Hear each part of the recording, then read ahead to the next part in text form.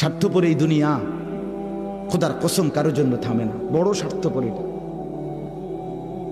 আগের গাড়ির 3 জন প্যাসেঞ্জারও যদি রক্তে ভাইসা যায়, মইরাও যায়, পিছনে জ্যাম বাজলে এরা শুনতেছে যে সামনের গাড়ি অ্যাক্সিডেন্ট করে 2 জন লোক মরে গেছে, এরা এরপরও চিল্লা যে পুলিশ কই, রাস্তা ক্লিয়ার করে নাকা, মূল্যে মরছে না মূল্যটি সরাও।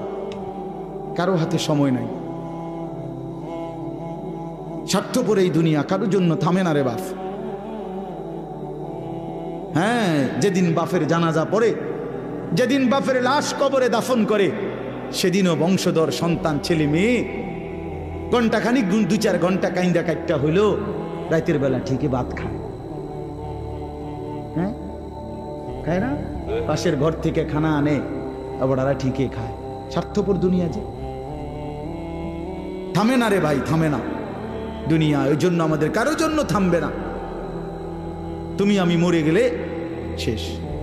আবারও বলছি এই কথাটা, আমি মরে গেলে এরপরে পৃথিবী যত আধুনিকে হোক না কেন, আমার কি কথা বুঝছেননি?